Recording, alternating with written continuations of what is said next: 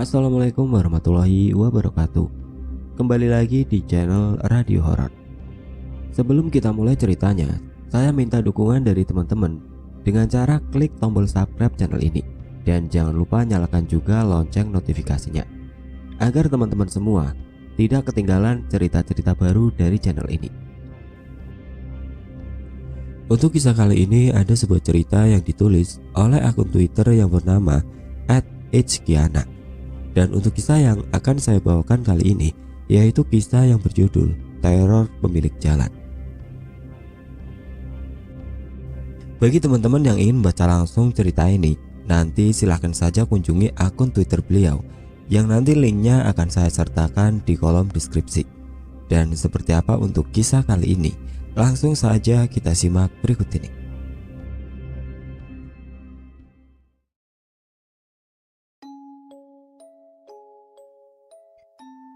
Bagi siapapun yang mengetahui latar tokoh dan segala bentuk keterkaitan dengan kejadian, mohon tetap menjaga kerahasiaan. Agar alurnya lebih runut dan mudah dipahami, cerita ini saya rekonstruksi sedemikian rupa. Hal-hal tersebut nyata dialami oleh orang-orang di sekitar saya.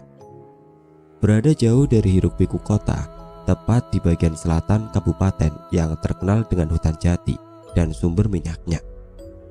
Kabupaten yang berbatasan langsung dengan Jawa Timur, hanyalah terpisah oleh Bengawan sebagai pembatas.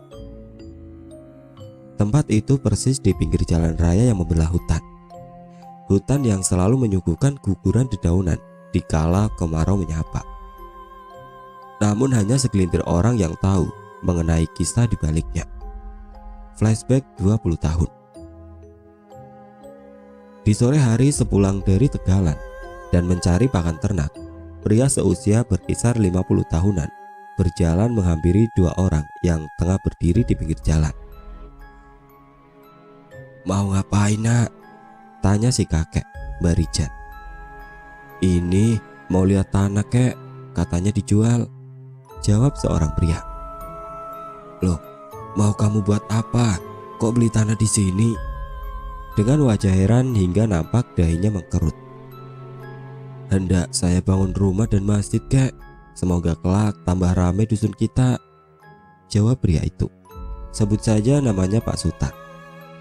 Barijan meletakkan sak rumput dan sabitnya ke tanah, lalu menengok jauh ke dalam hutan jati yang ada persis di hadapannya.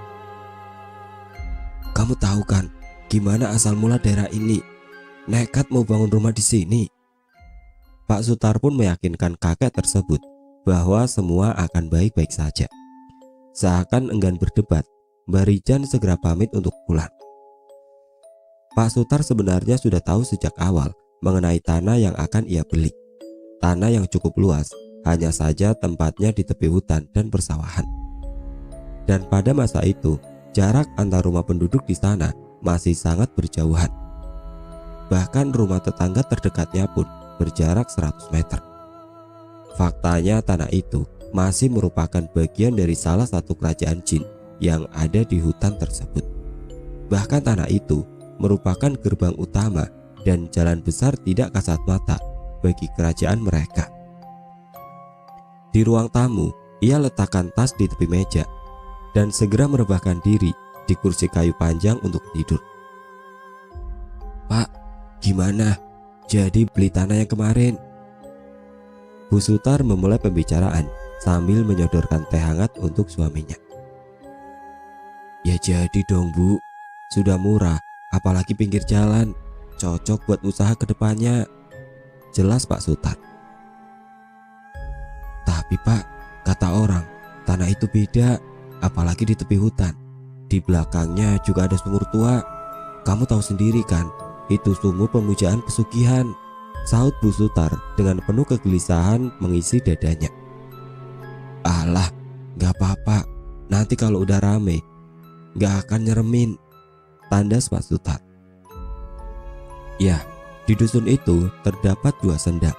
Satu sendang berada di sebelah utara yang biasa digunakan untuk memenuhi kebutuhan air dan tempat biasa diselenggarakannya sedekah bumi. Sedangkan yang satunya lagi sangatlah jarang dijamah oleh warga. Selain karena letaknya di hutan, warga juga percaya bahwa di sana merupakan pusat kehidupan alam lain di daerah mereka. Sebenarnya di sendang itu hanya ada tanah lapang, pohon-pohon terembesi besar yang mungkin sudah berumur ratusan tahun, dan sumur minyak tua peninggalan Belanda. Beberapa bulan berlalu hingga dimulailah pembangunan di atas tanah tersebut. "Pak, ini kopi sama cemilannya, silakan," ucap seorang wanita kepada beberapa pekerja. "Iya Bu, taruh di sana saja, terima kasih," sahut Pak Dasar, kepala tukang di situ. Tiba-tiba terdengar jeritan yang mengagetkan semua orang. Seseorang berlari dengan tergopoh-gopoh menghampiri Pak Dasar. "Pak Waki Pak, jarinya putus kena gergaji," ujar pria itu. Pak Dasar segera menyuruh salah satu kuli untuk mengambil motor, sementara ia menolong Waki untuk dibawanya ke puskesmas terdekat. "Kenapa kamu tadi, Ge?" tanya Pak Dasar. Waki masih terbaring lemas dengan perban di tangan kirinya. "Pak, saya mau memberitahu sesuatu kepada Pak Sutar," ucap Waki. Pak Dasar hanya mengangguk kepada salah satu kuli teman Waki. Ia pun melangkah keluar ruangan IGD puskesmas dan segera kembali bersama Pak Sutar dan istrinya. "Gimana nak? Ada apa?" tanya Pak Sutar pada Waki. Waki menghela nafas panjang dan menunduk sejenak hingga kemudian menatap Pak Sutar kembali.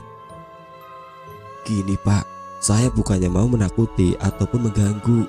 Saya cuma mau menjelaskan apa yang tadi terjadi." Semua orang di ruangan menatapnya dengan seksama. "Mbak Jebu gak suka kalau dibangun rumah di tengah jalannya.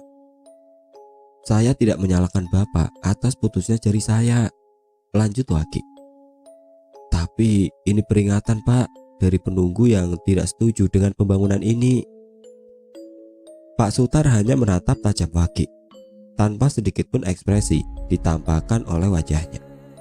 Tiada sepatah kata pun terucap dari mulutnya, hingga ia memutuskan untuk keluar dari ruangan yang disusul oleh langkah istrinya. Terlihat ia membayar biaya pengobatan kulinya itu. Di sisi lain, Waki dan teman-temannya masih memperbincangkan hal-hal mengerikan yang terjadi kepada mereka di bangunan yang sedang mereka garap tersebut. "Ge, bukan kamu doang yang didatangi, aku juga tiap hari ngeliat. Tapi untungnya pikiranku tidak pernah kosong." Salah satu teman Waki membuka pembicaraan.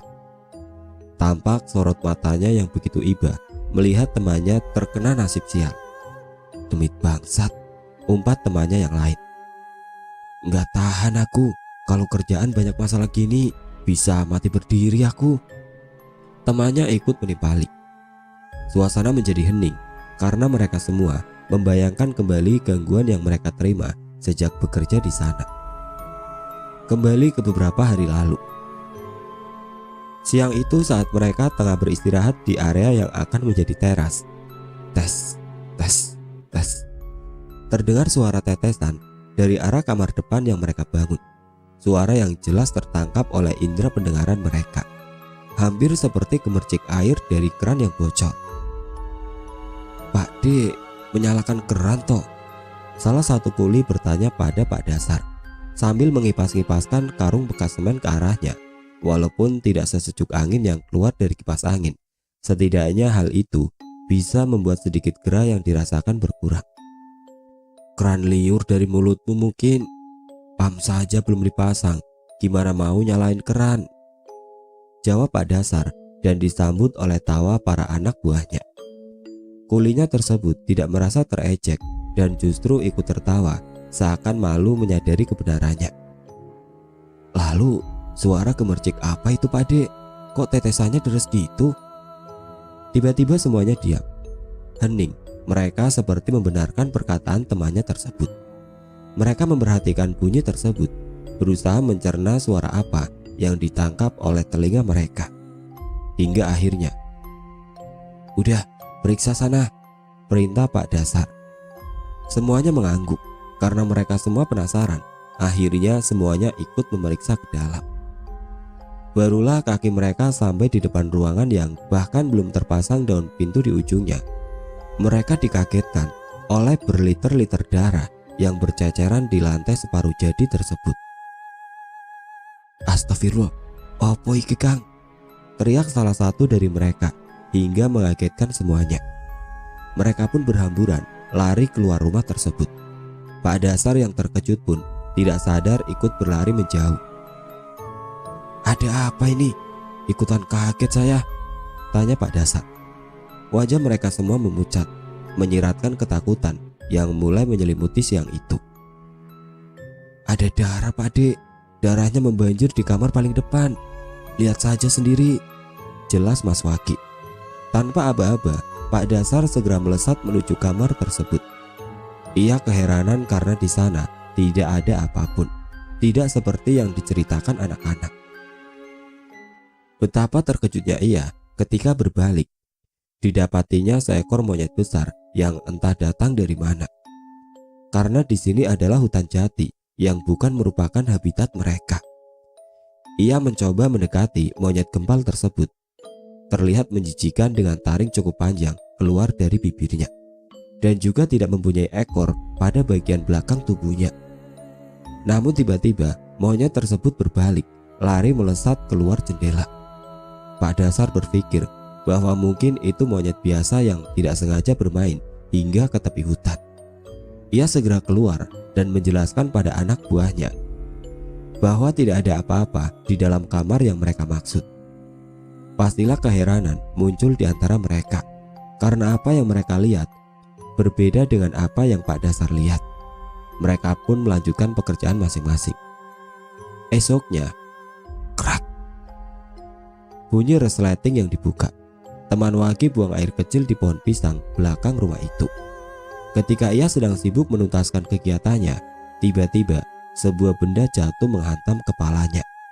Ia masih tidak menghiraukan hal tersebut hingga untuk kedua kalinya ada yang jatuh di atas kepalanya lalu merayap menuruni tubuhnya hingga ke tanah. Betapa kagetnya saat dia mendapati dua buah tangan yang terpotong merayap ke sela-sela tumpukan batu bata. "Brengsek, jancuk," umpatnya. Dia berusaha untuk segera melarikan diri, namun seperti ada yang menahan kakinya. Ia berbalik dan matanya menangkap sesosok bayangan wanita semakin terlihat jelas. Sosok itu tengah memeluk kakinya dengan kedua tangan tanpa pergelangan dan badannya yang hanya separuh ke atas tanpa kaki. Makhluk itu tampak tengah menjilati sisa air kencing yang masih menetes. Ketika matanya beradu tatap dengan si kuli, senyum menyeringai yang mengerikan tampak di wajah wanita tersebut. Wajah yang penuh dengan sayatan-sayatan kecil. Hingga senyum itu diiringi oleh jeritan terakhir si kuli sebelum akhirnya pingsan. "Ah!" Para pekerja lain yang mendengar jeritan salah satu temannya itu pun berhamburan menghampiri asal suara teriakan tersebut. Mereka menemukan temannya tergeletak di bawah pohon pisang dengan keadaan yang belum memakai kembali celananya. Teman Wage itu pun memutuskan untuk tidak lagi bekerja di sana. Ia mencari pengobatan ke orang-orang pintar karena konon katanya organ vital miliknya mengalami pembengkakan luar biasa setelah kejadian yang menimpanya itu. Kembali saat dimana Wage telah kehilangan dua jarinya. "Makanya kalian semua jangan lupa doa dan zikir setiap waktu, jangan sampai putus," lanjut Pak Dasar. "Habis ini besok malam ayo ikut aku ke rumah Mbak Rijan." Di malam hari berikutnya mereka berangkat ke salah satu rumah di dusun tersebut. "Permisi," ucap Pak Dasar saat di ambang pintu sebuah rumah gubuk yang berdinding kulit kayu jati. "Silakan," sahut seorang pria tua yang tengah duduk di kursi kayu dalam rumahnya. "Gimana nak, tumben berkunjung ke sini, ada masalah apa?" lanjutnya. "Gini Mbah," jawab Pak Dasar yang belum selesai perkataannya langsung dipotong oleh Mbak Rijan. "Saya udah tahu apa maksud kalian datang ke sini," lanjut si kakek. "Rumah itu bisa dibangun asal menghadap selatan. Karena jalan empunya wilayah itu menghadap timur, jadi rumah itu gak akan bisa dipagari. Bila lurus sejalur, selamanya jadi jalur mereka. Jelas kakek itu dengan sesekali menghisap rokok lintingan di tangannya. Mereka semua masih memperhatikan penjelasan Mbak Rijal. Tapi meskipun dibangun menghadap selatan, yang tinggal di rumah itu tetap tidak akan tentram. Awannya panas. Jelas Mbak Rijal. Ia mengambil gelas kopi di hadapannya dan meminumnya tanpa menawarkan sama sekali kepada para tamu itu. Maklum, ia sudah lama tinggal sendiri di gubuk tua itu. Siapapun yang ke sana juga akan diganggu, nak, pungkas kakek tua itu. Sudah ditambahkan apa saja kalian semua? Tanya si kakek. Banyak, kek. Ada kera, perempuan yang badannya tinggal separuh, tangan merambat hingga kaki tanpa badan. Jelas salah satu anak buah Pak Dasar yang juga ada di sana. Hanya itu saja, belum ada yang melihat Mbak Lurah? Tanya Mbak Rijal. Semuanya bingung dengan perkataan si kakek. Mereka tidak tahu siapa yang dimaksud dengan Mbak Lurah. Mbak Lurah siapa, Mbah? Tanya salah satu dari mereka. Ya siapa lagi? Tetua Jebung, jawab si kakek. Mereka saling menatap satu sama lain hingga satu dari mereka membuka suara. Tangannya berkeringat, malam yang dingin itu terasa pengap. Udara yang awalnya sangat sejuk menenangkan, kini memberi hawa lembab. Sudah, kek, Mas Wage sudah ditemui, ucapnya seraya menunduk. Mereka semua merasa canggung karena Wage adalah cucu Mbak Rijal. Teman Wage tersebut melanjutkan perkataannya. Wage kena apes, kek, jarinya putus saat ditemui oleh Mbak Jebung. Rasa bersalah karena salah satu dari teman mereka terkena musibah nampak jelas di mata mereka. Mbak Rijal yang mendengar pernyataan mereka pun nampak terkejut. Terlihat dari pupilnya yang melebar itu. Menurut apa yang diceritakan para sepuh, Mbak Jebung dulunya adalah manusia. Ia merupakan orang yang sangat sakti pada masa hidupnya. Ia jugalah yang membabat tepian alas untuk dijadikan duku dan persawahan. Konon katanya, ia bahkan membabat tanpa perlu bantuan siapapun dan alat apapun. Ia mencabuti begitu banyak pohon jati besar hanya dengan kedua tangannya. Hingga akhirnya dia menemukan salah satu kerajaan jin yang ada di sudut hutan. Ia tergiur mengasah kesaktiannya dengan mengajak pemimpin di sana bertarung. Penguasa di sana tidaklah bodoh. Ia menggunakan segala tipu daya dengan penawaran. Ia menyetujui pertarungan dengan syarat jika ia kalah, ia akan pergi meninggalkan kerajaannya. Dan jika ia menang, Mbak Jebung akan selamanya mengabdi pada kerajaan itu. Pertarungan pun terjadi. Dan seperti apa yang bisa kalian pikirkan, makhluk-makhluk itu begitu licik dan tidak peduli bagaimanapun caranya asal mencapai tujuan mereka. Mbak Jebung ditahan di alam mereka, tidak tahu hingga kapan. Ia tidak mati ataupun hidup karena bumi menolak tubuh mereka. Seandainya ia berada di alam asalnya, mungkin saat ini tengah berupa Betara Karang. Namun karena ia hidup di alam mereka, ia masih ada hingga saat ini dan seringkali menampakkan diri pada warga dan orang-orang yang datang ke sana untuk melakukan pesugihan. Bawalah garam ini, ucap Mbak Rijal. Tiap hari kalian disuguhi kopi kan? Sisakan secangkir saja. Tambahkan garam ini ke dalamnya. Taruh kopinya di belakang. Biar gak pada minta yang aneh-aneh. Lanjut si kakek kepada mereka. Setelah mengangguk pertanda mengerti, mereka pamit untuk pulang. Esok harinya mereka melakukan apa yang diperintahkan Mbak Rijal. Dan benar saja, tidak ada lagi kecelakaan kerja yang menimpa mereka. Bukan berarti tidak ada gangguan. Selama berbulan-bulan masa pembangunan, mereka setiap harinya melihat penampakan berbagai makhluk penghuni di sana. Hanya saja tidak ada lagi gangguan fisik yang terjadi karena setiap harinya mereka menyuguhkan kopi dengan garam tersebut. Percaya atau tidaknya tergantung pribadi masing-masing. Tapi bagi orang-orang tersebut, mereka percaya bahwa pertukaran mungkin diperlukan. seperti mengganti harga keselamatan mereka dengan hal yang disenangi oleh makhluk-makhluk itu. Kurang lebih 1 tahun masa pembangunan rumah telah berlalu. Kini telah nampak rumah bercat putih pada dinding dan marmer sebagai lantainya, terkesan mewah pada zaman itu.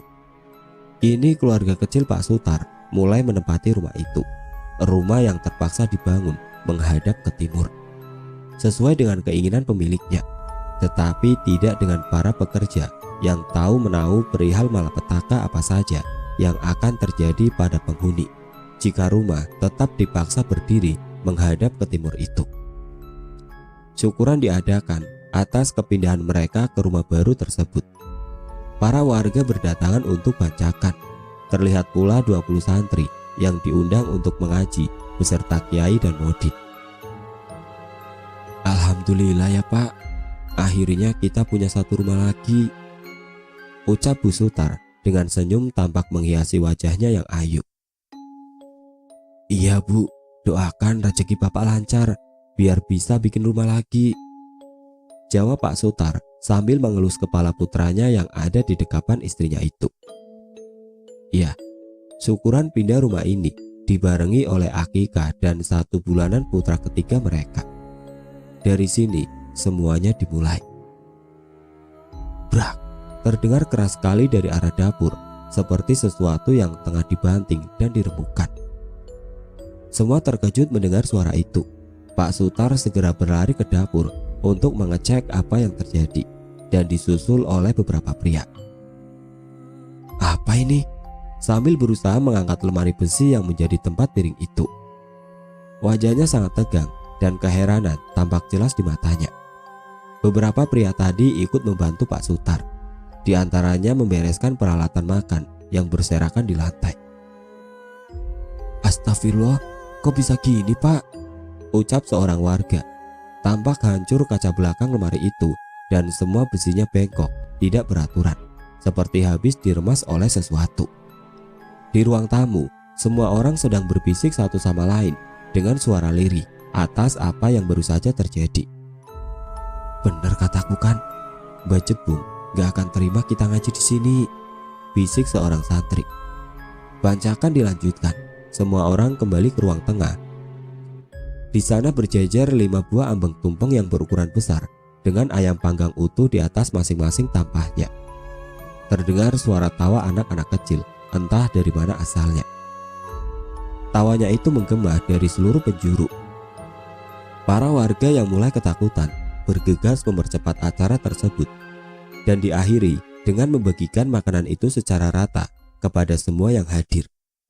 Mereka semua pun memberi ucapan selamat kepada keluarga Pak Sutar, lalu berpamitan kembali ke rumah masing-masing.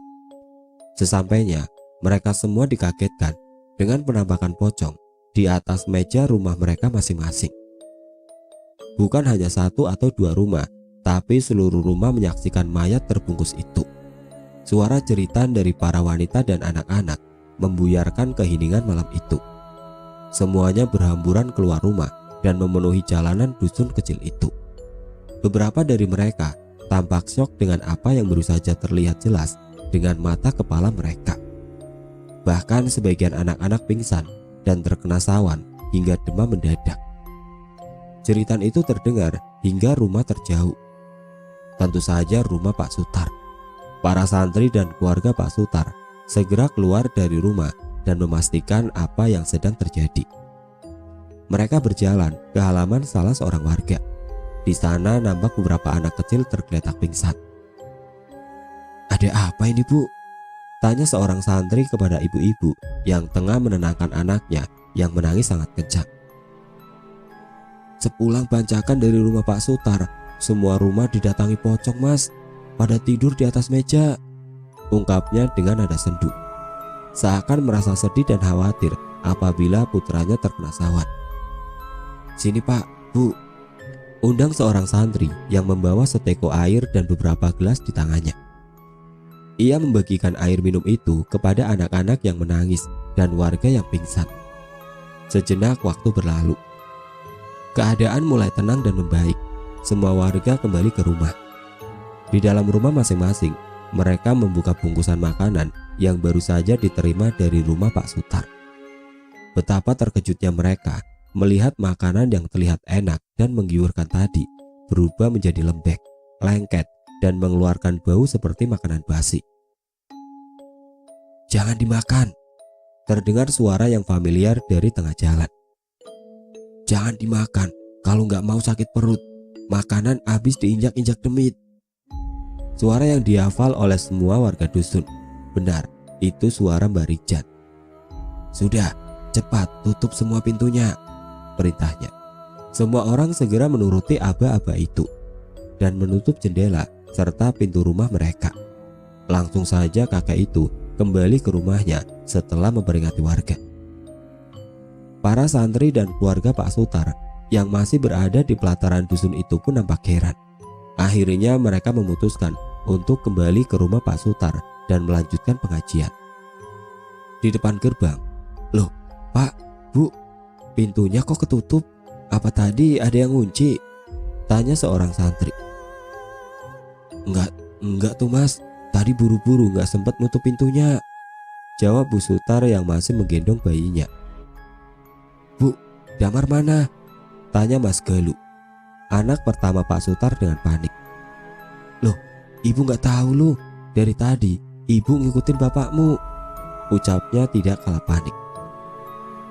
"Pak, pintunya nggak bisa dibuka, katanya dikunci," seorang santri berteriak pada Pak Sutar yang berada di dekat pagar rumahnya.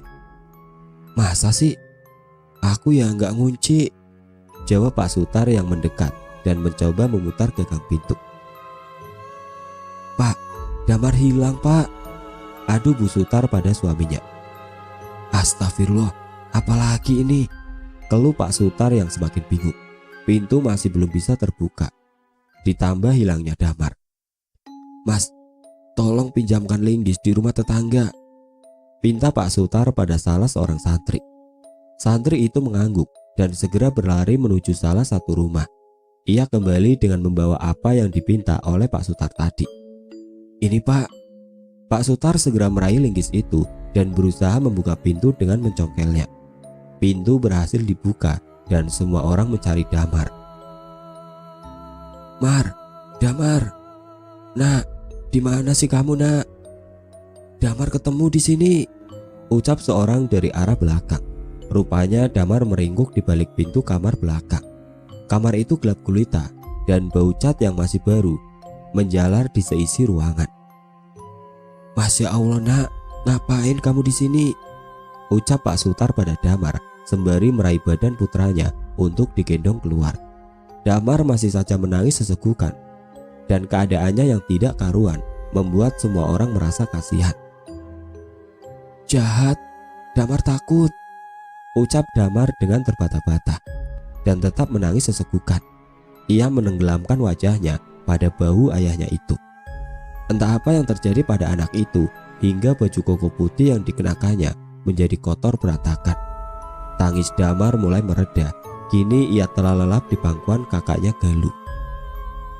Bu Sutar yang duduk memandangi putra keduanya terlihat berusaha sekuat tenaga untuk membendung air mata. Itulah perasaan bersalah seorang ibu yang tanpa sengaja teledor mengawasi putranya. "Udah Bu, jangan sedih, adik gak apa-apa gitu, istirahat Ki," ucap Mas Gali lirih memandang ibunya dengan senyum. "Sini, Chandra, biar aku gendong," pinta Pak Sutar pada sang istri. Ia pun memberikan putra bungsunya pada sang suami, lalu masuk ke dalam kamar. Bu Sutar berusaha memejamkan mata agar setidaknya menyingkirkan rasa lelah yang ada. Di luar masih terdengar lantunan ayat-ayat suci yang dibacakan oleh para santri. Pelan-pelan suara itu semakin menipis hingga tidak terdengar lagi di telinga Bu Sutar. Tanda bahwa ia sudah terlelap. Tiupan kecil terasa pada wajahnya. Mau tidak mau ia membuka pelan matanya. Gelap. Ia yakin masih berada di kamarnya tadi. Tapi mengapa semuanya gelap? Ia berusaha untuk bangkit dari tempat tidurnya, lalu berjalan ke arah saklar lampu. Mati, lampunya tidak menyala. Pintu kamar terbuka. Ia melangkah keluar dan mencari keberadaan keluarganya. Pak, Pak. Bu Sutar berusaha memanggil suaminya. Ia berpikir bahwa mungkin pengajian telah usai. Pak Lu, di mana sih? Kok nggak ada siapa-siapa? Suara berbisik terdengar dari arah dapur. Suara yang sangat ramai, terdengar banyak orang yang sedang bercakap-cakap. Bu Sutar mulai berjalan ke arah dapur. Dibukanya pintu pembatas ruang belakang dengan dapur itu. Hanya sejengkal ia membuka pintu itu. Sengaja untuk berjaga apabila asal suara itu adalah sekelompok maling. Bukan dapur yang dilihatnya, tetapi malah pasar templek atau pasar kaget. Terlihat banyak orang berlalu lalang di sana.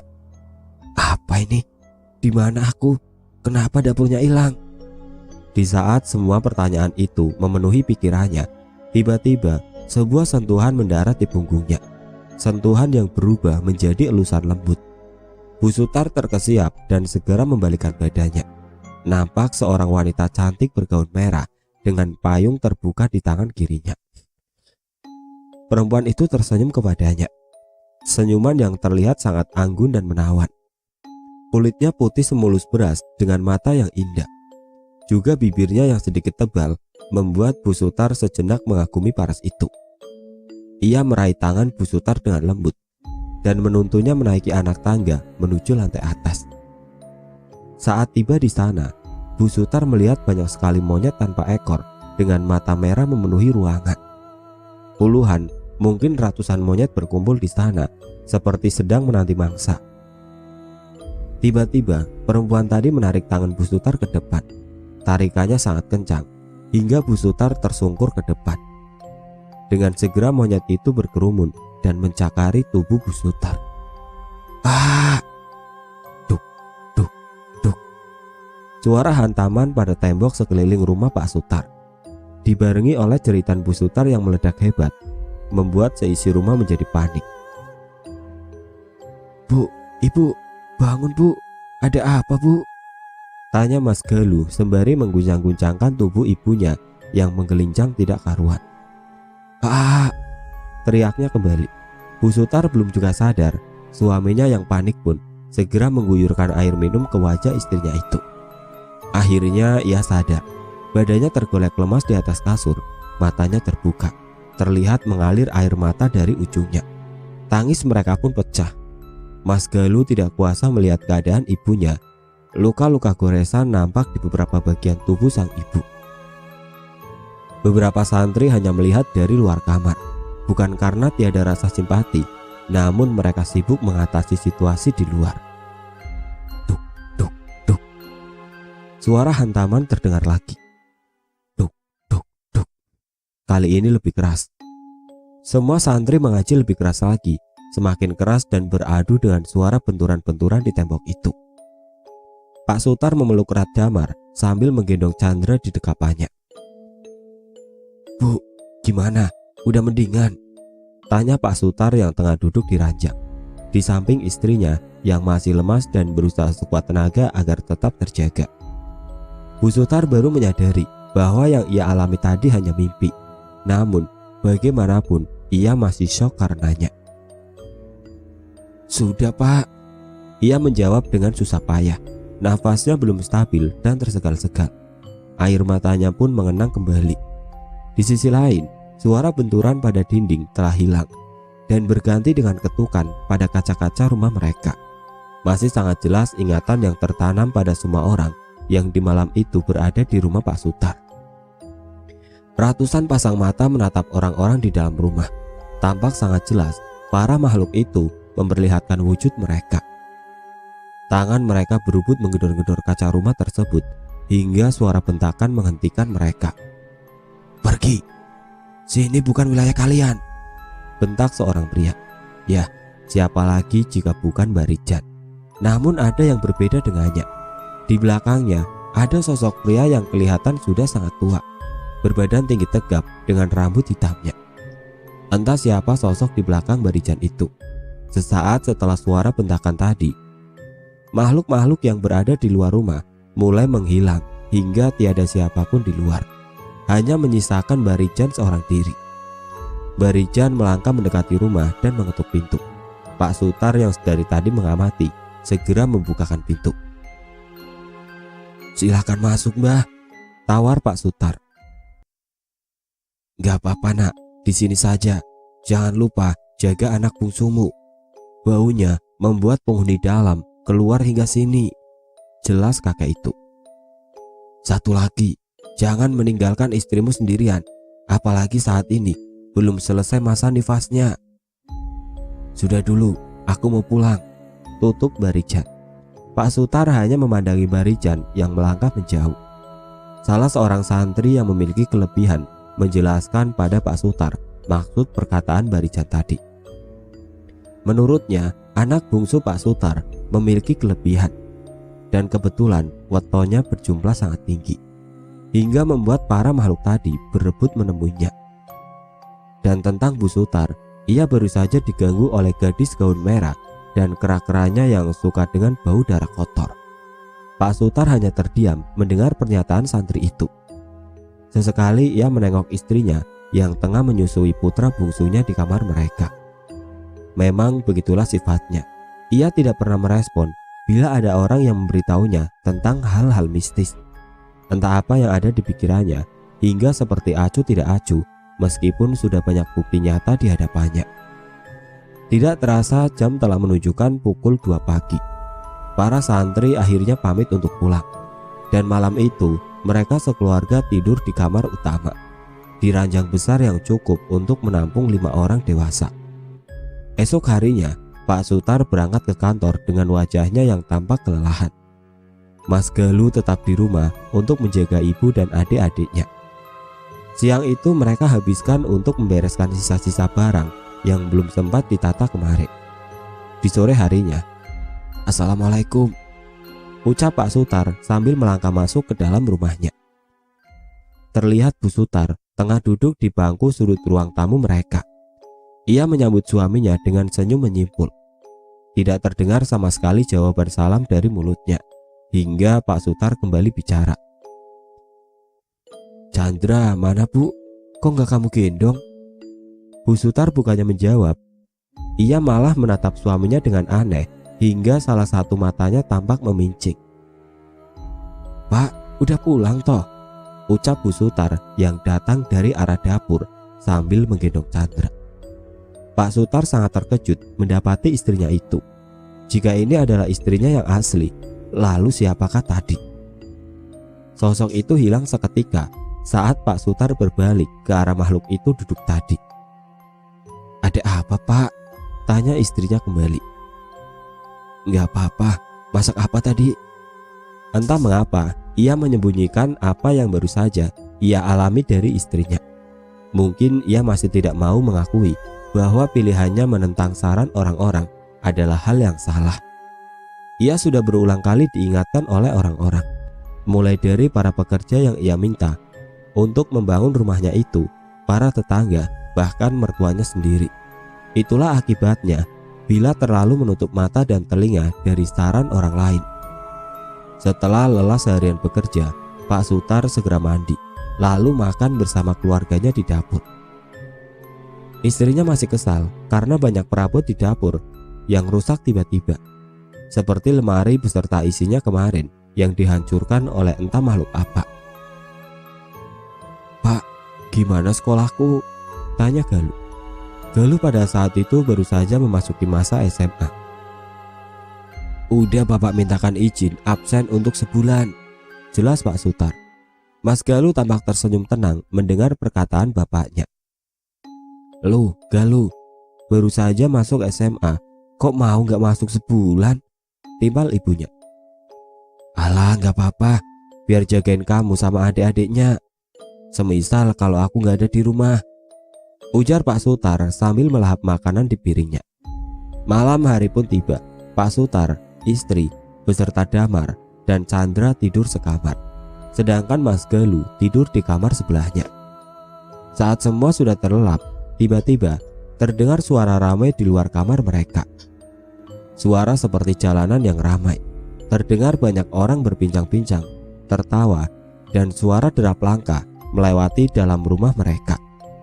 Sesekali terdengar suara gemericing delman dan hentakan dari kaki kuda. Pak Sutar terbangun karena suara-suara itu. Ia melihat di sampingnya, sang istri masih lelap dalam tidur sambil menyusui putranya. Ia turun dari ranjang dan bergegas membuka pintu kamar. Tidak ada siapapun di sana, bahkan suara yang berisik tadi lenyap seketika. Ia menutup kembali pintu kamar dan merebahkan diri di ranjang tadi. Ia kembali terlelap dan beberapa saat setelahnya ia berguling ke kiri. Kosong. Tangannya tidak mendapati Damar yang seharusnya tidur di sana. Ia terkesiap dan segera berlari keluar kamar. Dicarinya keberadaan Damar, Pak Sutar mengecek semua ruangan dan tidak ada Damar dimanapun. Menengok sudah pukul 3 pagi dan Damar hilang entah kemana. Ia bingung dengan apa yang harus diperbuat. Hingga tok tok tok, suara ketukan terdengar dari pintu depan. "Bapak, Damar pulang," suara anaknya terdengar dari luar. Pak Sutar bergegas membuka pintu depan. Damar, ya, dia seorang diri berdiri di depan pintu. "Kamu ini dari mana? Kok ngilang tengah malam?" tanya Pak Sutar dengan nada setengah membentak. Tangannya mencengkram kuat badan anaknya. Damar yang takut mulai menangis dengan teriakan khas anak seusianya. "Sudah, ayo masuk. Jangan nangis, nanti ibumu bangun," ajak Pak Sutar. Ia segera menggendong Damar masuk, lalu menutup pintu dan mendudukkan putranya di kursi ruang tamu. Ia masih penasaran bagaimana Damar yang penakut itu bisa keluar di tengah malam. "Kamu tadi kemana, nak?" tanya Pak Sutar dalam posisi berlutut di lantai, menghadap putranya yang ada di atas kursi. "Beli jajan, Pak," jawab bocah itu. Pak Sutar bingung, rumah ini jauh dari pasar, lagi pula ini tengah malam, sangat tidak mungkin ada orang yang berjualan. "Lah, Damar kok bisa keluar, gimana caranya, nak?" telisik Pak Sutar. Putranya menatapnya lalu menggerakkan tangannya, isyarat agar ayahnya mendekat. Ia lalu berbisik, "Damar keluar sama tante," bisiknya lirih. Tante, Pak Sutar adalah anak tunggal dan istrinya hanya mempunyai satu kakak laki-laki. Siapa tante yang Damar maksud? Dahinya mengerut, matanya menelisik setiap detail tubuh putranya. "Damar beli jajan apa aja tadi, nak?" tanya Pak Sutar. Si anak merogoh sakunya, kemudian mengeluarkan buntalan daun jati. Segeralah Pak Sutar meraih bungkusan itu dan membukanya. Matanya terbelalak melihat ungker jati dan berbagai serangga mati di dalam bungkusan itu. Ia membuka mulut putranya. Tampak bekas-bekas kunyahan dari serangga yang telah dilahapnya. "Tante," seru Damar sambil melambai-lambaikan tangannya ke arah kaca depan. "Tante, masuk sini dong." Senyum mengambang di wajah kecil itu. Hawa dingin yang tiba-tiba menyelimuti tubuh Pak Sutar membuat rasa takutnya tidak tertahan lagi. Ia segera membuang bungkusan itu dan menggendong putranya, berlari secepat mungkin menuju kamar dan mengunci pintunya. Tawa khas kuntilanak terdengar dari belakangnya. Ia segera berbalik dan mendapati beberapa sosok perempuan tengah berkerumun di ujung ranjang. Mereka mengerumuni salah satu wanita yang tampak tengah menggendong sesuatu. Ia melangkah mendekat untuk memastikan apa yang ada di dekapan wanita itu. Chandra tengah terlelap pulas digendong wanita itu. Pak Sutar segera membentak mereka, namun para perempuan itu justru menampakkan senyum sinis dan tertawa sangat kencang, melengking hingga membuat telinga Pak Sutar sakit seketika. Brak, brak, buk. Suara hantaman dari entah apa membuat Bu Sutar yang tadi masih pulas terkesiap. "Apa itu, Pak?" tanya sang istri sambil menengok tempat sebelahnya, kosong. Bayinya tidak ada di sana. "Loh, Pak, Chandra mana, Pak? Ya Allah, anakku di mana, Pak?" tanya Bu Sutar sangat panik. Ia mulai menangis histeris. Pak Sutar menyadari bahwa para wanita yang tadi menggendong anaknya hilang, tidak nampak lagi dan tanpa meninggalkan jejak apapun. Entah kemana mereka membawa Chandra. "Keluar kalian semua, ini jalanku," rumahku, tempatku. Siapa yang membuat perkara, ya harus kena abunya. Teriak seseorang dari luar kamar. Mereka mengenali suara itu, suara Mas Galuh. Hanya saja terdengar lebih serak dan berat. "Nak lu, kamu kenapa nak?" tanya Bu Sutar sembari menangis ketakutan menatap putranya itu. "Sini kamu Sutar, kamu milih pergi apa anakmu kubawa?" ucap Mas Galuh dengan mata melotot. "Maaf," hanya kata itu yang terucap dari mulut Pak Sutar. Damar gemetar ketakutan melihat kakaknya itu. Entah makhluk apakah yang merasuki raga kakaknya. Kratak, suara patahan tulang leher karena Mas Galuh menjambak kepalanya sendiri hingga lehernya patah ke kiri. Tawa Mas Galuh menggema di seisi ruangan. Ia tiba-tiba lari melesat ke arah tangga dan naik menuju lantai atas. Saat Bu Sutar hendak menyusul putra pertamanya itu, tiba-tiba bruk, seperti ada yang jatuh di halaman depan. Pak Sutar segera berlari menuju ke sana. Mas Galuh terkapar di halaman berpaving itu. Darah keluar dari rongga telinga dan hidungnya. Tangannya bengkok ke belakang dan kakinya pun patah. Krok, krok, krok. Suara senggal napas dari tenggorokan Mas Galuh. Di sisi lain, Mbah Rijan mengetuk beberapa pintu rumah warga dan mengajak bapak-bapak pemilik rumah untuk menuju rumah Pak Sutar. "Tok tok tok. Permisi," ucap Mbah Rijan. "Silakan Mbah, ada apa? Kok jam segini kemari?" tanya seorang warga. "Udah, ayo ikut aku, bantu bangunin para pria yang kemungkinan bisa dimintai tolong," perintah Mbah Rijan. Akhirnya terkumpul sekitar 7 pria di sana. "Mau ngapain kita Mbah?" tanya salah satu di antaranya. "Ada yang tidak beres, ayo pergi ke rumah Sutar," jawab Mbah Rijan. Tepat ketika mereka sampai di sana, Mas Galuh baru saja melompat dari lantai atas. Mereka semua terkejut, tidak terkecuali Mbah Rijan. Wajah kakak itu merah padam, namun ia berusaha menahan amarahnya. "Cepat, tolong mereka. 2 orang ikut aku. 2 lainnya tolong urus anak dan istrinya." 1 orang mengeluarkan mobil Pak Sutar dan 2 orang lainnya menggotong tubuh Mas Galuh ke dalam mobil. Pak Sutar sangat shock dan merasa teramat hancur akibat kebodohannya sendiri. Jika saja ia tidak memaksakan kehendak untuk membangun rumah di atas tanah itu, keluarganya pasti baik-baik saja saat ini. 1 pria membantu Bu Sutar berjalan dan mencoba menenangkannya yang masih menangis histeris. Dan 1 lainnya menggendong Damar menjauh agar tidak melihat apa yang terjadi saat itu. Mas Galuh dilarikan ke rumah sakit daerah. Namun karena penanganannya kurang memadai pada saat itu, ia segera dilarikan ke rumah sakit daerah Semarang. Di sisi lain, Bu Sutar dan Damar diantar oleh para warga ke rumah orang tuanya yang berada di desa yang menjadi induk dari duku itu. Orang tuanya sangat terkejut mendengar penjelasan dari warga. Apalagi terlihat putri dan cucunya itu tampak memendam kesedihan dan trauma mendalam. Ditambah lagi Chandra, bayi mungil yang harusnya selalu berada di dekat sang ibu, entah kemana. Kasihan dia bila harus menahan haus. Kondisi Bu Sutar mengenaskan. Luka-luka di tubuhnya akibat mimpi beberapa hari lalu yang dialaminya tampak membiru. Matanya tampak sayu dengan lingkaran hitam di bawahnya. "Suami bodoh," umpat ayah mertua Pak Sutar. "Itu akibatnya kalau nggak dengerin apa kata orang tua," tandasnya. "Yang sabar ya nak. Damar, biar ibu mandiin.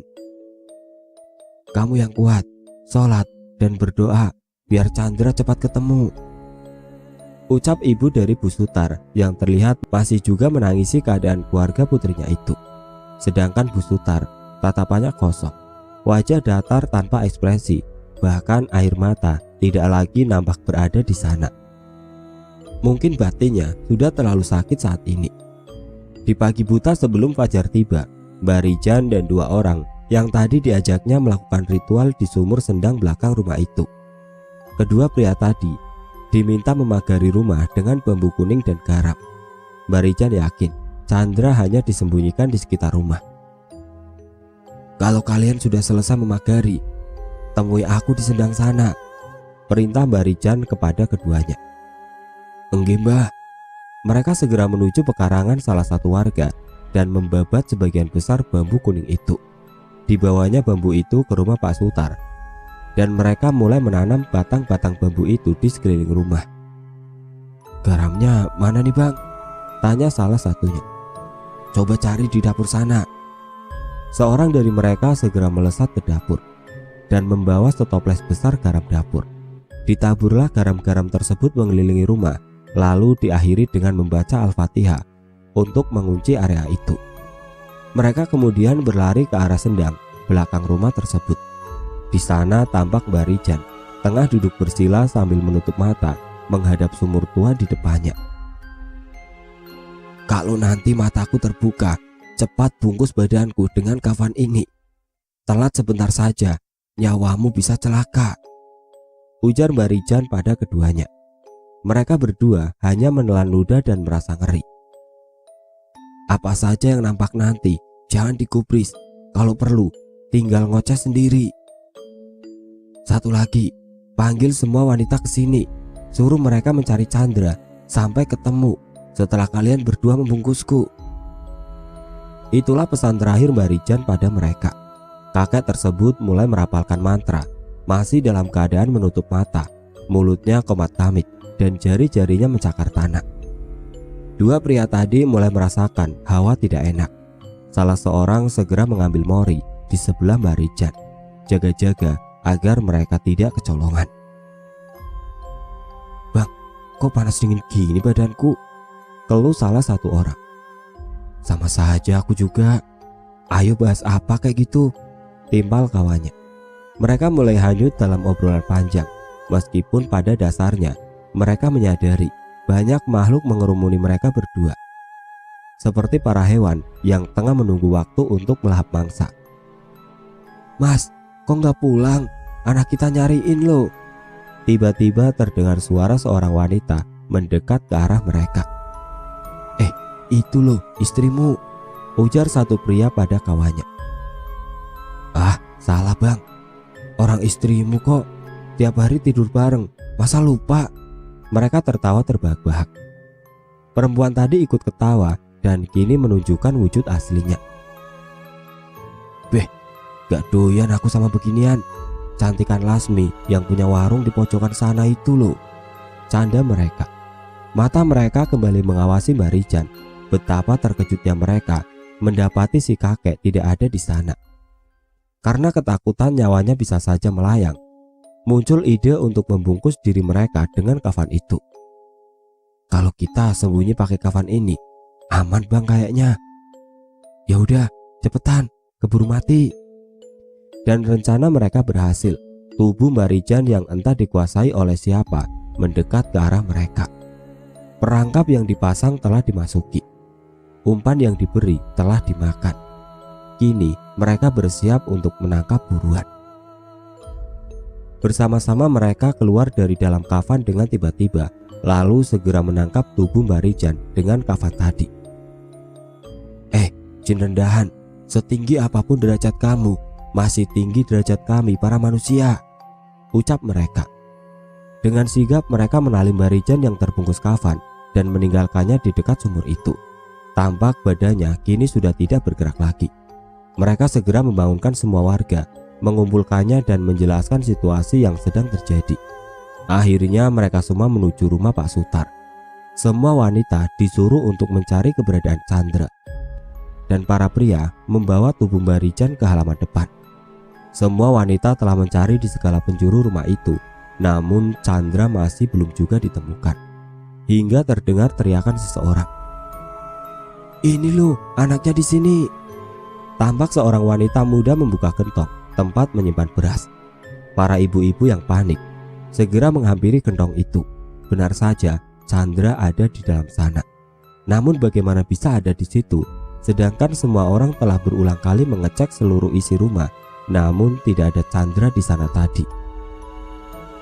"Tunggu, siapakah wanita tadi. Mereka semua saling tatap dan bertanya satu sama lain tentang perempuan muda tadi. Perempuan dengan baju sederhana khas gadis desa, rambut panjangnya yang diikat membentuk ekor kuda. Mereka tidak mengenalnya karena tentu saja ia bukan warga dusun. Lalu kemana perginya si gadis? Tidak ada yang tahu dan menyadari kapan perempuan itu datang dan pergi. Seakan tiba-tiba muncul dan hilang seketika. "Mari, cepat diantar ke ibunya." "Ya Allah, kasihan banget nak kamu," ucap seorang ibu-ibu yang meraih tubuh mungil Chandra lalu mendekapnya. Para wanita di sana menangis haru serentak. Di luar rumah, para pria tengah merokok dan berbincang-bincang di depan rumah Pak Sutar sambil menunggu matahari terbit lebih tinggi, baru membukakan ikatan di tubuh Mbak Rijat. "Pak, ini anaknya udah ketemu, ayo cepetan diantar ke sana," ucap ibu tadi. Mereka pun segera mengendarai motor menuju desa induk. Di sana nampak rumah orang tua Bu Sutar sangat ramai, penuh sesak oleh para tetangga yang ingin tahu apa yang terjadi. "Bu, ini nak Chandranya udah ketemu." Bu Sutar yang baru saja selesai sholat segera berlari keluar rumah, melewati banyak orang yang dari tadi berkerumun di rumahnya.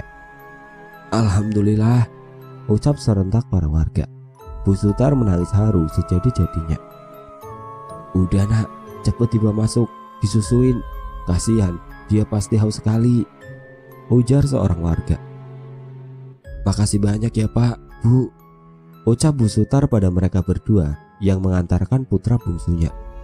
Kedua orang itu hanya membalas dengan senyuman lega di wajah mereka. Di sisi lain, Pak Sutar yang berada di ambulan bersama putra sulungnya menuju ke Semarang menangis di sepanjang perjalanan. Dua orang tetangga yang membantunya sedari tadi hanya bisa diam menatap Pak Sutar. Mereka tidak tahu apa yang harus dilakukan untuk menenangkan orang yang sedang kalut. Terdengar bunyi telepon genggam dari saku Pak Sutar. Pada zaman itu, telepon genggam adalah barang yang tidak semua orang bisa memilikinya.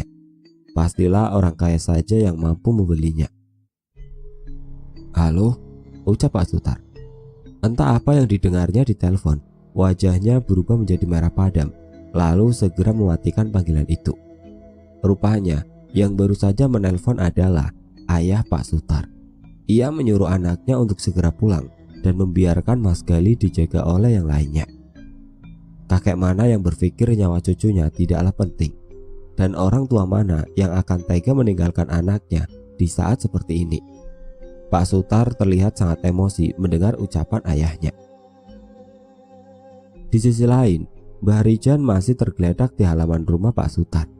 Kain yang membungkus tubuhnya belum juga dilepas. "Paman, kok itu nggak dibuka-buka?" tanya anak kecil seusia Damar. "Nunggu mataharinya agak tinggi dulu nak, daripada isinya belum keluar sepenuhnya," jawab lelaki itu. Setelah beberapa saat menunggu, akhirnya tubuh yang dipocong itu bangkit untuk duduk. Ibu-ibu yang berada di sana kaget bukan main hingga menjerit dan berlari menjauh, membuat para lelaki di sana tertawa terbahak-bahak. "Yang kalian takutin apa toh mbak? Itu cuma Mbak Rijan," ejek salah seorang pria. Mereka pun membuka bungkus itu lalu menatap Mbak Rijan yang tampak pucat dan lemas. "Gimana mbak? Baik-baik aja?" "Pusing kepalaku, tolong minta air campur jeruk purut," pinta Mbak Rijan pada warga. Seseorang yang merasa mempunyai pohon jeruk nipis pun segera berlari ke rumahnya untuk mengambil buah jeruk itu. Lalu diberikanlah air jeruk itu kepada Mbak Rijan. Saat meminumnya, ia nampak sangat kesakitan hingga hampir merontak. Entah apa yang dirasakannya. Mungkin itu terasa pedih karena tubuhnya baru saja kerasukan. Siang itu para warga yang tadinya berkumpul di rumah orang tua Bu Sutar tampak sudah kembali ke rumahnya masing-masing. Terlihat mobil sedan tua terparkir di halaman depan rumah itu, dan datanglah pemuda ke sana. Sebut saja namanya Adi. "Assalamualaikum, kula nuwun," ucap Kang Adi sembari mengetuk pintu rumah. "Waalaikumsalam, sini nak, duduk dulu." Ibunda Bu Sutar mempersilahkan tamunya untuk duduk. "Gimana Bu? Ada apa? Kok saya dicariin Bapak?" tanya Kang Adi. "Minta tolong, Mbak Retno, kamu antar ke Semarang ya Nak." "Tanpa saya ceritain juga, pasti kamu udah dengar," jelasnya. Kang Adi hanya mengangguk pelan, kemudian mengalihkan pandangan pada Bu Sutar. Ya, perempuan yang ia kenal dengan sebutan Mbak Retno itu tengah duduk bersimpuh di lantai sambil menggendong putranya. Entah tatapan kosong dari mana itu sedang membayangkan apa. "Ini kuncinya, bawa dulu. Sekarang pulanglah, ambil keperluanmu. Habis itu datang lagi ke sini, terus kita berangkat." Perintah wanita tua yang Kang Adi anggap seperti ibunya sendiri. "Iya Bu, mari," tutupnya. Selesai mengemasi barang bawaannya itu, Kang Adi segera menuju rumah tetangganya tadi. Terlihat Bu Sutar menunggu kedatangannya. "Di, berangkatlah, hati-hati ya Nak, tolong jaga mbakmu," ucap ayah Bu Sutar yang menggendong Damar. Bocah itu tampak sangat lengket dengan eyang kakunya. "Iya Pak, saya berangkat dulu ya," jawabnya sambil meraih tas di tangan Bu Sutar lalu memasukkannya ke mobil. "Silakan Mbak." Mobil terlihat semakin menjauh. Damar sama sekali tidak menangisi kepergian ibunya itu. "Yang sabar ya Mbak, insya Allah Galuh bisa sehat lagi," kata Adi pada Bu Sutar. "Iya, didoakan ya," balas Bu Sutar. Berjam-jam perjalanan mereka lalui tanpa obrolan sedikit pun. Beberapa kali terlihat Bu Sutar menyusui Chandra hingga Kang Adi harus menjaga pandangannya. Tak bisa dipungkiri, ia masih memikirkan wanita beranak 3 itu, Mbak Retno yang hanya selisih 2 tahun lebih tua darinya. Masih teringat jelas masa kecil saat mereka bermain bersama-sama di desa dengan anak-anak lainnya. Bagi Adi, Mbak Retno adalah sosok wanita idaman yang ingin dipinangnya saat sudah besar nanti. Namun apa daya, di usia 14 tahun, Retno dipinang oleh Sutar, pemuda dari desa sebelah yang kaya raya. Pekerjaannya pun mapan. Ia hanya bisa mengamati Retno dari kejauhan. Hingga tidak terasa sudah 16 tahun usia pernikahan wanita itu. Adi masih saja belum mendapatkan sosok pengganti Mbak Retno di hatinya. Setibanya di rumah sakit Semarang, mereka segera mencari kamar yang Galuh tempati. "Galuh mana?" tanya Bu Sutar dengan nada dan ekspresi datar pada suaminya yang berada di luar ruang ICU. "Di dalam Bu, 1 jam lagi hendak dioperasi," jawab Pak Sutar dengan penuh rasa bersalah. Bu Sutar sama sekali tidak menatap wajah suaminya. Ia duduk menatap ruangan Galuh berada. Tampak mengenang air mata di sana. 1 jam telah berlalu. Galuh dibawa keluar menuju ruang operasi. Bu Sutar menatap putranya yang tidak sadarkan diri itu. Mengundang iba bagi siapapun yang melihatnya. Dengan berbagai alat medis menempel di tubuhnya, alat bantu pernapasan, juga penuh perban yang membalut. Tubuh itu tampak mengenaskan. Jika semua rasa sakit itu bisa ia gantikan, tentulah ia akan memilih menanggung apa yang dialami putranya kini. Sebegitu besarnya kasih seorang ibu. Pak Sutar meminta kunci mobil yang ada di tangan Kang Adi. Ia mengatakan akan pulang terlebih dahulu bersama 2 tetangga yang tadi menemaninya. Kang Adi menatap Bu Sutar dan hanya dibalas anggukan seolah tidak peduli olehnya. Di rumah orang tua Bu Sutar, ayahnya bergegas mengeluarkan motor CB 100 miliknya. Sang istri segera menutup pintu, lalu menggendong Damar menaiki motor itu. Entah hendak dibawa kemana cucu kesayangannya itu. Perjalanan memakan waktu sekitar 1 jam untuk sampai ke tempat tujuan. Mereka memasuki hutan yang masih sangat rimbun. Di bagian yang masih menjadi satu dengan hutan yang menjadi hak wilayah Kabupaten Ngawi. Jalannya masih sangat buruk, hanya tanah dan bongkahan kecil bebatuan yang disebar perhutani. Sangat dalam mereka memasuki hutan itu hingga laju kendaraan mereka mulai melambat, lalu berbelok ke jalan setapak yang hampir tidak terlihat karena tertutup semak-semak. Mulai nampak sebuah rumah tua yang sangat usang. Genteng-gentengnya terlihat tipis dan menghitam. Kayu yang dipasang sebagai dinding pun mulai lapuk dan berayap. Di depannya terdapat pohon beringin yang sangat besar dan rindang. Akar-akarnya menjulur dari dahan atas hingga menutupi batang raksasanya. Di bawah pohon itu ada sumur yang lengkap dengan timbanya. Pria tua itu segera memarkirkan kendaraannya di sisi rumah, lalu menggendong Damar memasuki rumah tersebut bersama istrinya. "Permisi, monggo," terdengar jawaban dari belakang rumah. "Loh, Bang, mari masuk," jawab seorang pria yang kemungkinan seusia ayah Bu Sutar tersebut. "Yung, buatkan minum. Bang Woto sama Mbak Niti di sini." Yung atau Biung atau biasa panggilan untuk emak, biasa ditunjukkan untuk istri ataupun ibu. Tak lama perempuan seusia mereka berjalan dari arah dapur sambil membawa nampan berisi beberapa cangkir teh hangat. "Silakan Mas, Mbak. Udah lama gak kesini, giliran kesini kok gak ngabarin dulu?" gerutunya pada kedua tamu itu. "Ada perlu, Dek, kami buru-buru kesini," jawab Niniti yang langsung disambut oleh rangkulan perempuan yang dipanggilnya Dek tadi. Benar, Eyang Parwoto dan Nyai Niti Genuk adalah nama orang tua Bu Sutar. "Gimana Bang, ada apa sebenarnya?" tanya si tuan rumah. Belum sempat menjawab pertanyaan pria itu, Damar segera menyela pembicaraan. "Eyang Wiro, Damar boleh main sama kelincinya enggak?" Para orang tua tersebut tersenyum bersamaan mendengar pernyataan Damar. "Ya boleh dong nak, anak tampan," jawab istri Eyang Wiro dengan senyum lebarnya. Damar segera bermain keluar rumah menuju kandang kelinci bersama teman-teman lamanya. Teman-teman lama, ya, Damar mempunyai banyak teman di sana. Mereka tidak jahat. Anak-anak itu adalah penghuni pohon beringin besar tadi. "Gini Dek, ada masalah dengan Retno.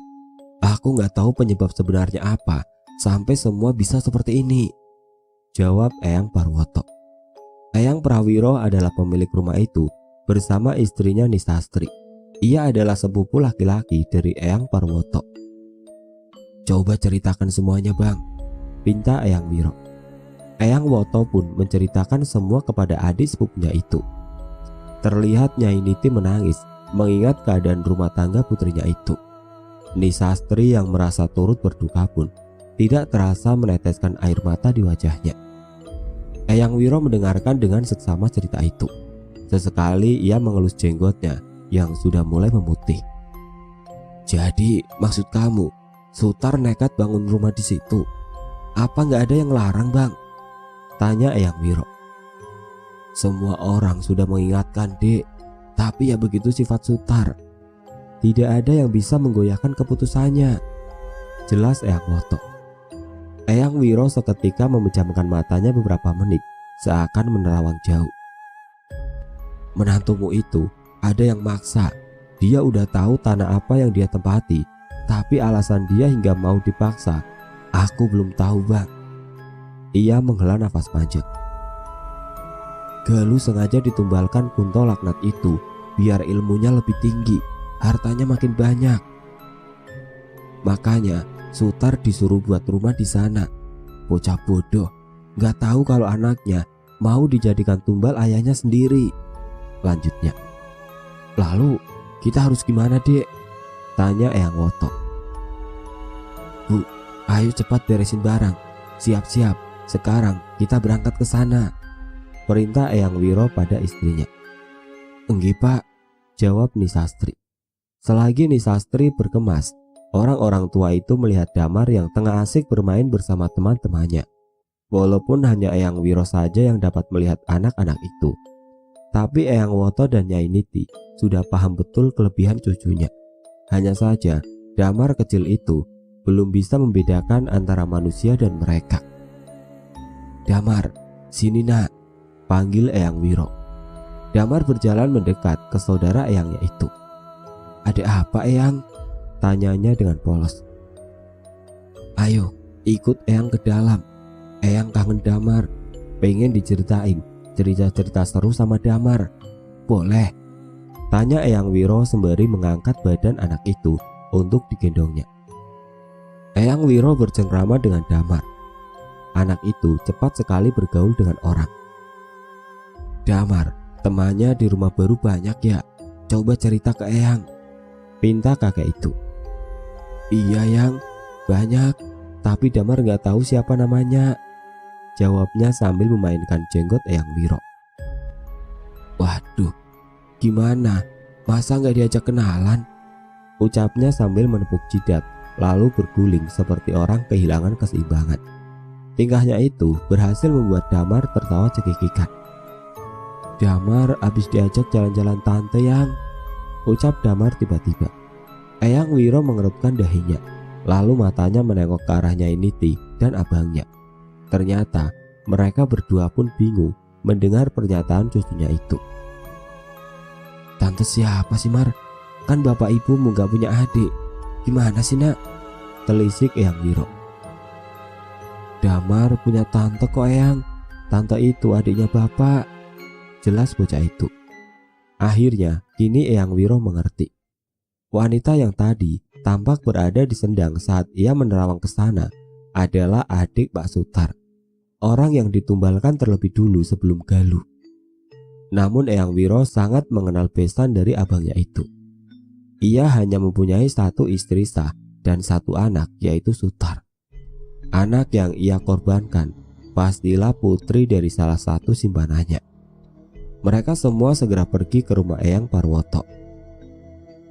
Setibanya di sana, Eyang Prawiro segera mengajak ke rumah Mbak Retno. Di situ, ia memulai ritualnya. Dibakarlah setungku kemenyan untuk memanggil mereka semua.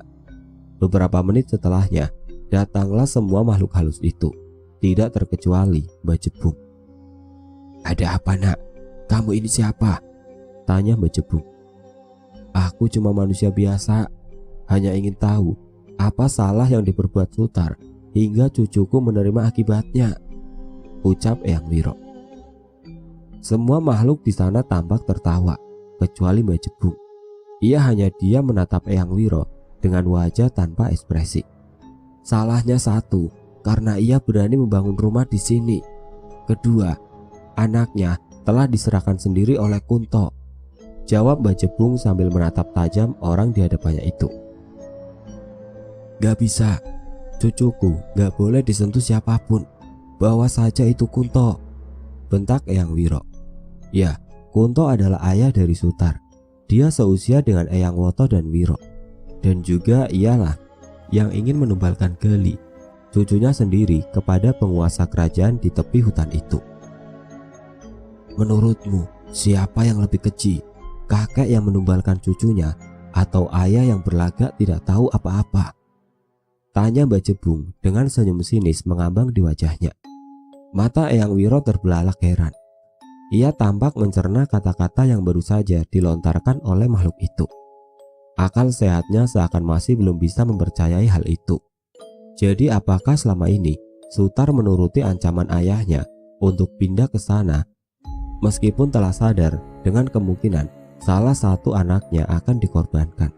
Sungguh gila. "Maksudmu apa?" tanya Eyang Wiro. "Aku tahu kamu bukan orang biasa nak. Berangkatlah ke rumah Kunto, kamu bakal tahu semuanya," perintah Mbak Jebung. Ia tiba-tiba menghilang dengan semua makhluk yang tadi berkerumun di sana. Eyang Wiro segera menemui Eyang Woto dan mengajaknya menuju rumah Kunto. Kunto bangsat, keluarlah!" teriak Eyang Wiro dari kejauhan. "Sabar dek, gak enak dilihat orang banyak," ujar Eyang Woto. Tak lama ibu dari Pak Sutar keluar dari pintu depan. "Loh, ada Pak Besan. Silakan masuk Pak," sambut istri Kunto. Mereka berdua memasuki rumah besar itu. Rumah yang sangat megah. Memang Kuntola orang terkaya di desa itu. Lelaki seusia mereka keluar dari salah satu kamar, lalu menghampiri mereka dengan cengengesan. "Loh, ternyata udah pada datang toh.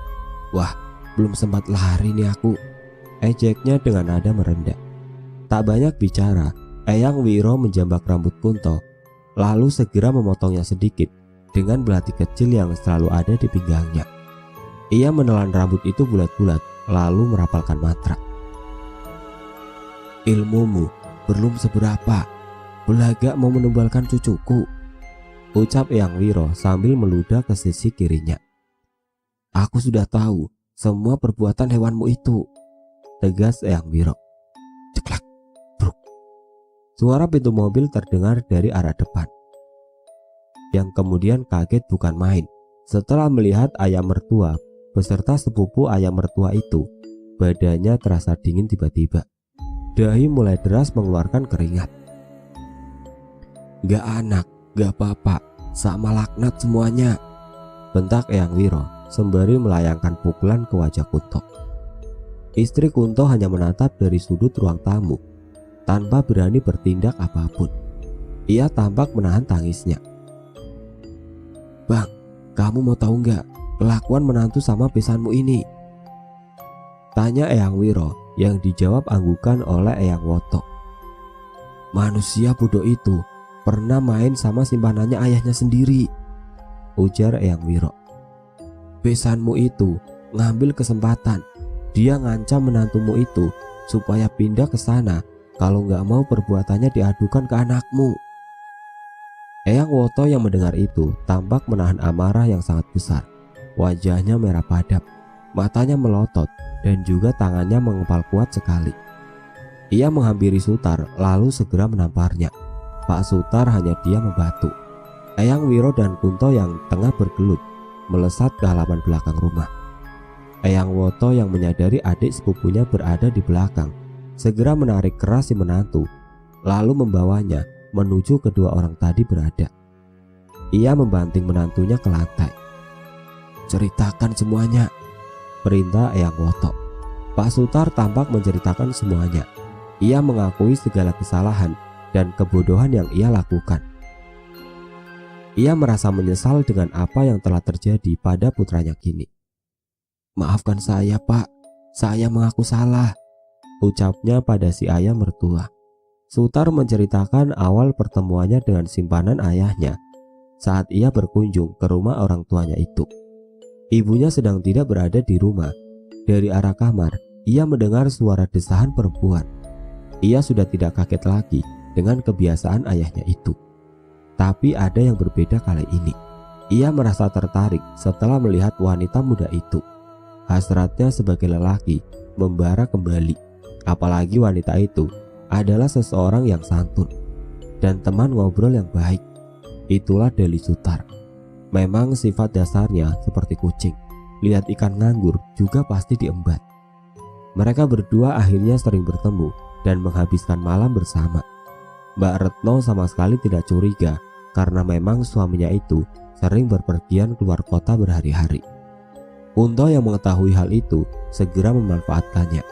Ia memberi perintah pada Sutar agar membangun rumah di tanah jalan raya kerajaan gaib itu dengan tujuan mendatangkan tumbal seserahannya tanpa harus repot-repot mencari alasan untuk membawa Galuh ke sana. Ia mengancam akan mengadukan perbuatan Sutar ke Retno bila Sutar menolak perintah ayahnya itu. Bodoh, sangat bodoh. Meskipun ia tahu bahwa kemungkinan ayahnya akan menumbalkan salah seorang putranya, ia tidak bisa bertindak apapun hingga semua ini terjadi. Selang beberapa lama, Kunto akhirnya dikalahkan oleh Eyang Wiro. Dicabutlah semua ilmu milik Kunto, meskipun perjanjiannya dengan iblis tidak bisa diputus. Akhirnya ia hidup dengan raga yang kosong, seperti seonggok mayat yang hanya punya detak jantung. Tiba-tiba datang sosok tua yang tadi ditemui oleh Eyang Wiro. Ya, itu Mbak Jebung, namun ia tidak sendirian. Ia ditemani oleh sosok perempuan bertubuh ular dengan lidahnya yang menjulur panjang. Entah apa nama yang cocok untuk siluman itu.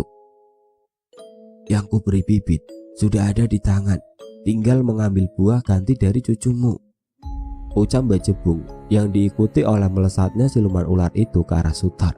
Melilitnya, meremukan tulangnya, lalu dibawa pergi jiwanya.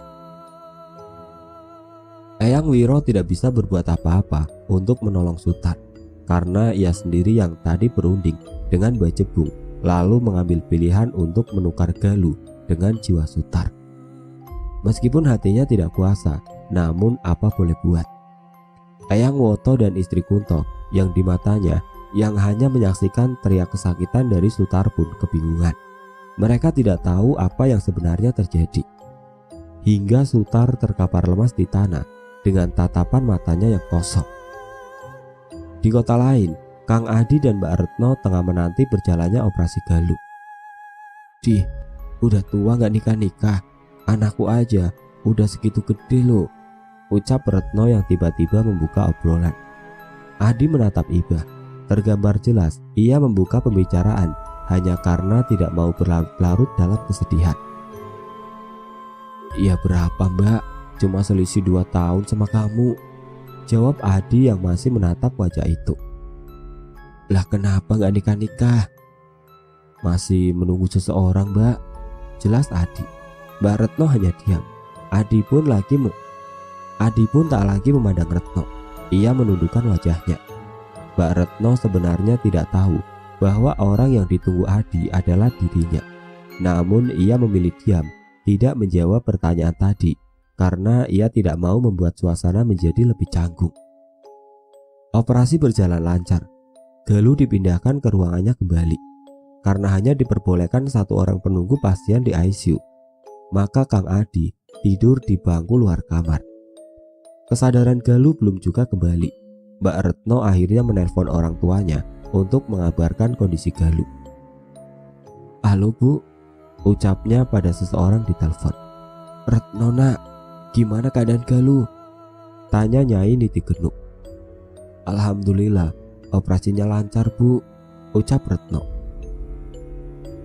"Alhamdulillah, maaf ya nak, ibu belum bisa nyusul. Bapakmu sama Om Biro masih ada urusan," jelas Nyai Niti. "Iya Bu, gak apa-apa. Di sini kan ada Adi." Ceklak. Terdengar suara pintu dibuka. "Assalamualaikum," ucap Eyang Woto yang masuk bersama Eyang Wiro.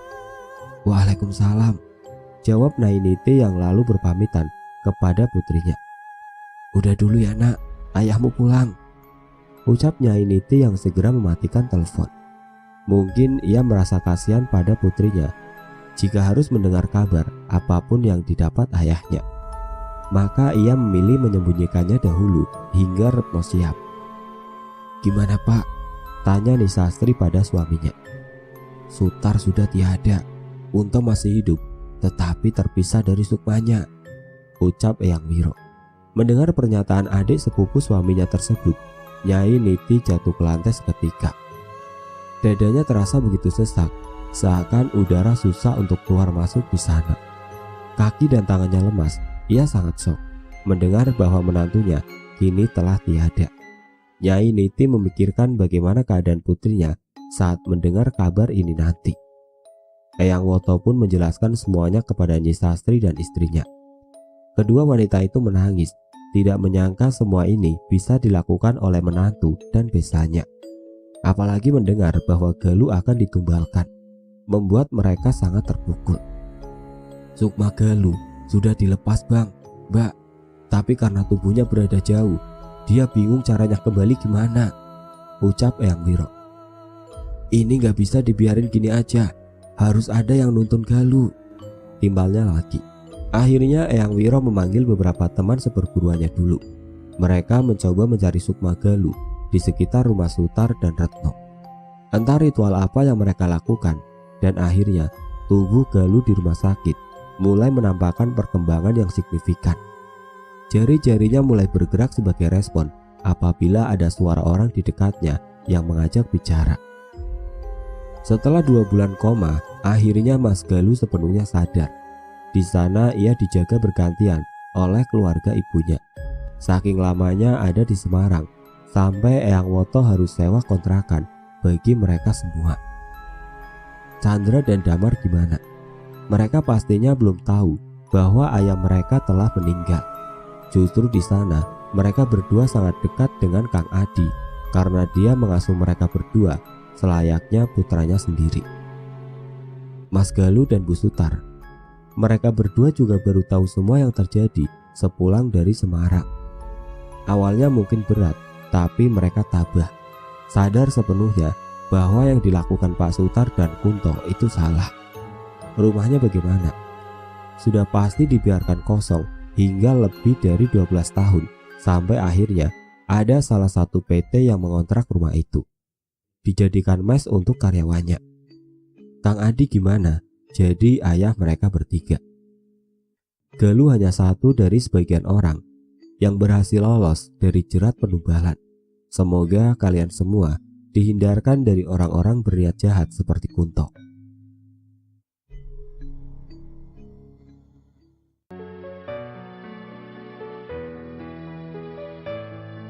Oke teman-teman, seperti itulah akhir dari kisah ini. Bagaimana menurut kalian tentang kisah ini? Tulis komentar kalian di kolom komentar. Dan bagi teman-teman yang baru bergabung, jangan lupa untuk like, komen, share, serta subscribe channel ini. Dan nantikan kisah-kisah horor berikutnya tetap di channel Radio Horor. Wassalamualaikum warahmatullahi wabarakatuh.